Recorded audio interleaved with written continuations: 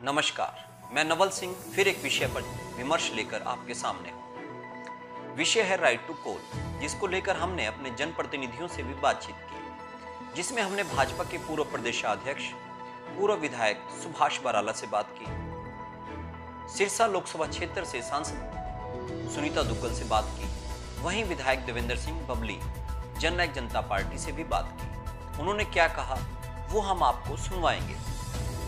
उनकी इसके विषय पर क्या क्या राय रही, सबकी राय अलग अलग है या सब एक तरह से सोचते हैं, इसके ऊपर भी हम बातचीत करेंगे। और उससे पहले आइए इसके इतिहास के बारे में बात करते हैं। जैसा हमने इतिहास के बारे में थोड़ा इसके बारे में जानने की कोशिश की तो सब जगह एक जैसी रूपरेखा आ रही है। ऐसा कहा जाता है कि निर्वाचित प्रतिनिधियों को वापस बुलाने के बारे में इतिहास में काफी पुराना संदर्भ है। प्राचीन काल में एंथेनियम लोकतंत्र से इस कानून का प्रचलन नजर आता है। बाद में कई देशों ने इस राइट टू रिकॉल को अपने संविधान में शामिल कर लिया।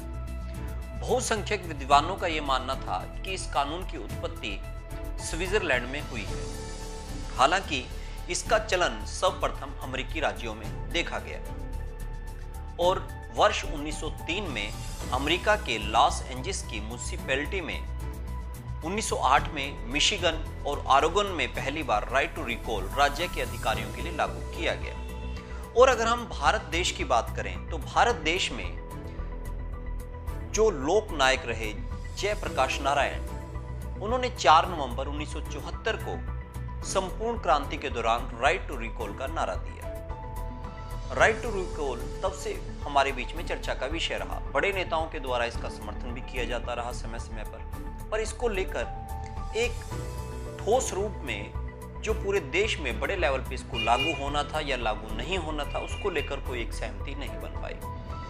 आजकल फिर ये प्रदेश में चर्चा पर है। हरियाणा प्रदेश में इसके बारे में चर्चा की जा रही है कि इसको लागू किया जाए और सबसे पहले सरपंचों पर लागू किया जाए, यानी कि सरपंच जो कि एक निर्धारित अवधि के लिए चुने गए हैं। इस बीच लोगों को या लोगों के एक बहुसंख्यक हिस्से को अगर ये लगता है कि ये काम नहीं कर पा रहे तो उनको वापस बुलाने का अधिकार होना चाहिए। इसको लेकर सरपंच लॉबी व इसके अलावा कुछ अन्य लोग भी लगातार ये चर्चा कर रहे हैं कि आखिर सरपंच पर ही ये लागू क्यों हो, एमएलए व एमपी पर लागू क्यों ना हो। अब इसके बारे में हमारे जो आसपास के लोग थे उसको लेकर हमने बात की। तो सबसे पहले भाजपा के प्रदेशाध्यक्ष रहे सुभाष बराला, जो पूर्व में विधायक भी रही हैं, उनसे हमने इस बारे में बातचीत की तो उन्होंने क्या कहा वो आप सुनिए।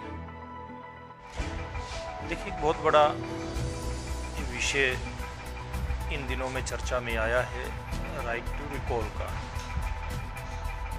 शुरुआत कहाँ से हो कहाँ से ना हो, इससे पहले तो यही बहस का विषय है कि ये हो या ना हो।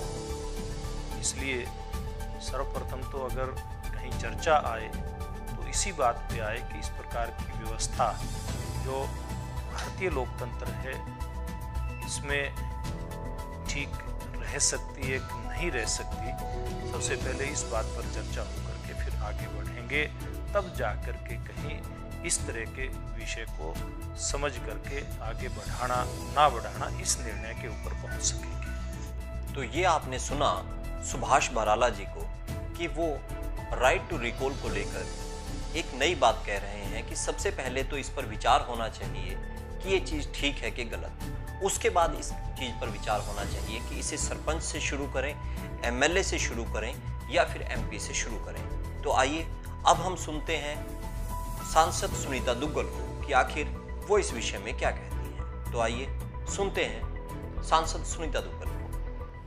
देखिए, ऐसा है कि ये जो निर्णय लिए जाते हैं तो उसमें आप देखिए, क्योंकि मैं छोटी सी बात आपको कहूँगी कि सरपंच जो है उस इलेक्शंस के लिए निर्णय लिया गया था कि एजुकेशनल क्वालिफिकेशन एक मिनिमम रखी गई थी, लेकिन वो एमएलए एमपी के लिए नहीं रखी गई।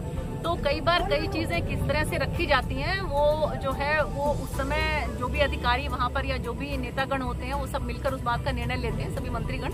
तो क्योंकि कोई भी निर्णय लिया जाता है वो अकेले एक लेवल पे नहीं लिया जाता, उसमें सबकी राय ली जाती है। इसमें भी फर्दर अगर कहीं कुछ होना होगा, कुछ हो सकता होगा तो उसके बारे में बात करेंगे, आगे क्या हो सकता है या क्या नहीं, या जिस भी बेस पे ये निर्णय लिया गया है तो उसमें क्या प्लस है क्या माइनस है तो वो सब देखा जाएगा।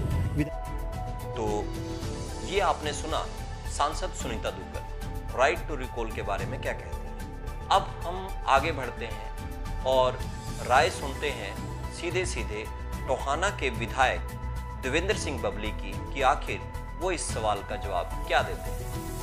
विधायक जी, आप क्या कहेंगे इस विषय पे? क्या सरपंच से होना चाहिए या एमएलए एमपी से शुरुआत होनी चाहिए इसकी? नहीं, अगर जनता पहले 5 साल के लिए मौका देती है चुनकर, अगर जिस भावना से और जिस सोच से चुनती है, अगर वहाँ खराब नहीं उतरता तो मेरे ख्याल से राइट टू रिकॉल का जो कई प्रदेशों में है, तो अपने हरियाणा में तो क्या बुराई है, होना चाहिए। Thank you.